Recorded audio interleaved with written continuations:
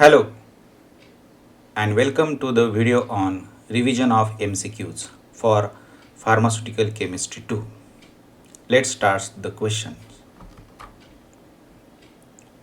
The question is the steroid core structure is typically composed of how many carbon atoms? 17, 18, 16, 21. The correct answer is 17. Let's check.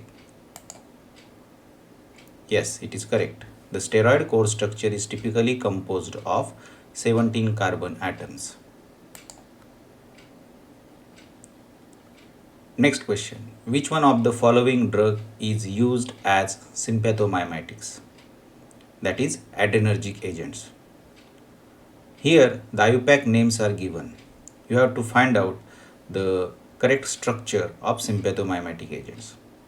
So you have to draw the four structures depending on this IUPAC name, and then you will find out the structure of adrenaline like this. If you see, the IUPAC name of adrenaline is 4 in bracket 1 hydroxy 2 methyl amino ethyl benzene 1,2-diol. So this is the 1 number carbon atom, this is second number carbon atom. On second number it has the substituent of the methyl amino group like this. 1 hydroxyl group is present at number 1 carbon atom, and this is benzene 1,2-diol.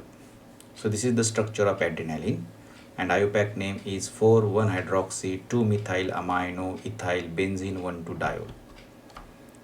So this is the correct answer. Let's check. Yes, it is correct. Now next question is, which one of the following drug is adrenergics? Again the same type of questions. You have to draw the structure. Here in options the propens is given, means the structure of adrenergic drugs, that is isoprenaline. So this is the structure of isoprenaline. If you see, this is the 1 number carbon atom, this is 2 number carbon atom. So on 2 number carbon atoms, the propane 2-yle amino substituent is there. So this is propane 2-yle amino on 2 number. At 1 number is hydroxyl groups. So within option you will find out here the 4,1 hydroxy 2 propane 2-yle amino ethyl benzene 1,2-diol. So this is the correct option. Let's check. Yes, it is correct. Now this is the question number 4, that is match the following. Here class 1, 2, 3, 4, that is the question is from the classification of antiarrhythmic agents. So class 1 is called as sodium channel blockers, that is 1C. If you see the options, 1C is given at 1 times, so that might be the possible correct answer. 2B, that is class 2, is a beta blockers. So let's check the classification of antiarrhythmic agents. So see here, class 1 is regarded as sodium channel blockers, class 2 is regarded as beta blockers, class 3 is a potassium channel blockers, and class 4 is calcium channel blockers. So class 4 is calcium channel blockers, that is 4A. So here is the 4A. So this one is the correct option. So let's check. Yes, this is the correct one.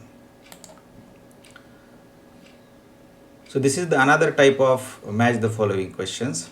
So here the sub classification of class 1 from the antiarrhythmic agents are given. So class 1A example is the quinidine, that is 1B. So now here the option A and option C are showing the 1B. So now you have to find out the second option now. Now second is what? The class 1B. An example of class 1B is phenytoin, that is 2A. So here you will find out 1B, 2A, 3C. So correct option of this question is A. Let's check. Yes, correct one. So let's have a look of the classification of class 1 agents, that is sodium channel blockers. Here you will find out class 1A is quinidine, class 1B is a phenytoin, and class 1C is a propafenone. like here. So this is the next question. Name the heterocyclic ring present in a kinetone.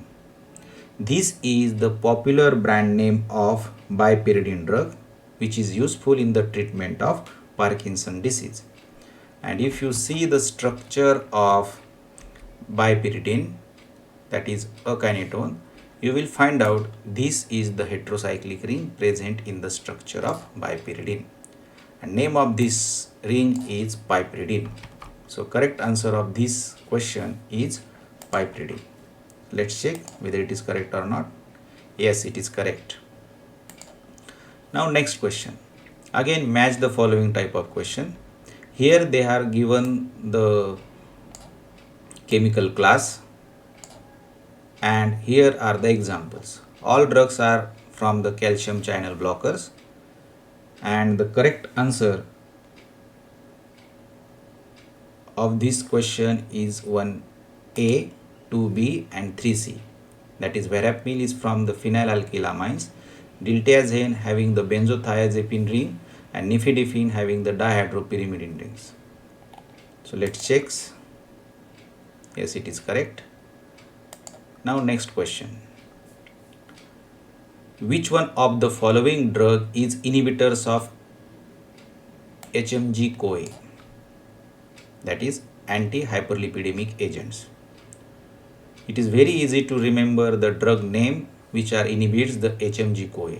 The drugs which having the suffix statin, that is statin, are useful as inhibitors of HMG-CoA. The another drugs are examples of fibrates. Okay, so let's have a look of classification of anti-hyperlipidemic agents. You can see here the statins are having ability to inhibit the HMG-CoA reductase enzyme. Fibrates having ability to increase the activity of lipoprotein lipase. So correct answer is statin drugs. So here only one statin is given. So you can choose that options and just check it. Yes, the answer is correct. The next question is, which one of the following anticholinesterase agents is an acridine derivative? Means you have to choose the agents which having the acridine ring in its structures. So correct answer for this question is acridine. Anticholinesterase agents are indirectly acting parasympathomimetic agents which inhibits the activity of enzyme cholinesterase. The cholinesterase enzyme responsible for hydrolysis of acetylcholine. So anticholinesterase agents are indirectly acting parasympathomimetic agents. So let's check. Yes, it is correct. The tacrine is an anticholinesterase agents having the acridine ring in its structure. The next question is, organic nitrates is act by. Organic nitrates agents are useful in the treatment of angina. So let's discuss the mechanism of action of organic nitrates. If you see here, then you will find out the organic nitrates are converted into the nitrous oxide. Then it will activate the guanylate cyclase enzyme. Because of that, the cyclic GMP level get increased, and increased level of cyclic GMP responsible for dephosphorylation of myosin light chain kinase, and because of that there is vasodilation. Increased level of cyclic GMP also responsible to reduce the calcium entry. So in cells the calciums are less, and because of that there is smooth muscle relaxation. So this is the mechanism of action of organic nitrates. So let's see the options. Inhibition of guanylate cyclase enzyme, no, it will activate it. Decrease the level of cGMP, no, it will increase the level of cGMP. Increase the calcium entry, no, it will decrease or reduce the calcium entry. Dephosphorylation of myosin light chain kinase, yes. So this option is correct. That is the dephosphorylation of myosin light chain kinase protein, and because of that there is vasodilation. Yes, it is correct. Now next question is, which of the following is potassium channel opener? Read the option very carefully. Then you will find out the verapamil, diltiazem and nifedipine are from the calcium channel blockers. So answer of that question is A option, that is nicorandil. Let's check. Yes, it is correct. The next type of question is here, depending on the structure. The steroid core structure contains bounded 4 fused ring, that is ring A, B, C, D. The ring A is, so you have to know the steroidal core structure like this. You can see here ring A, B, C and D. The core structure of steroid contains cyclopentanoperhydrophenanthrene ring. But question is what? The name of A ring. So you have to choose the correct option for the ring A. If you observe it, then you will find out the ring A is a cyclohexane. It is not a cyclopentane, it is not a phenanthrene, it is not a perhydrophenanthrene. So correct answer is cyclohexane. Yes. The next question is norethistérone is a dash dash derivative. So for that purpose you must know its classification.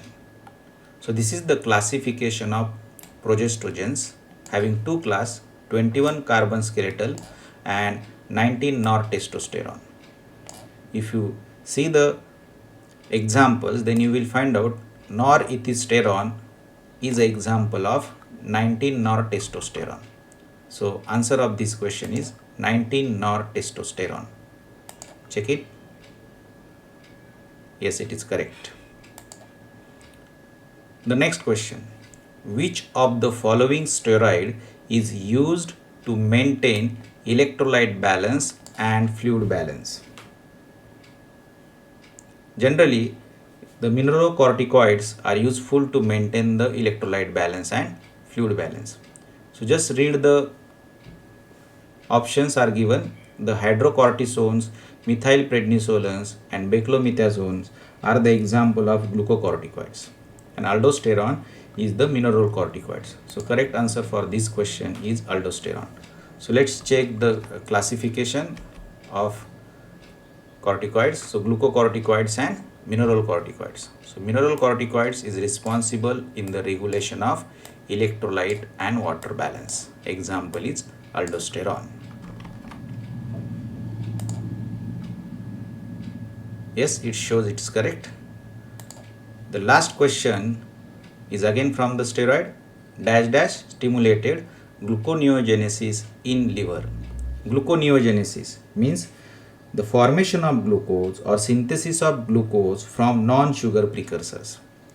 Generally, the glucocorticoids is responsible for this process. If you read the options are available, then you will find out that the correct answer is A. Why? Because options given in B, C, D are the examples of mineralocorticoids, but glucocorticoids is responsible for gluconeogenesis, that is dexamethasone. Already we have seen its classification. So glucocorticoids is affect the carbohydrate metabolism. So gluconeogenesis is because of the action of glucocorticoids. An example is dexamethasone. So let's check. Yes, it is correct. So in this way you have to study the MCQ. Wish you all the best. Thank you very much.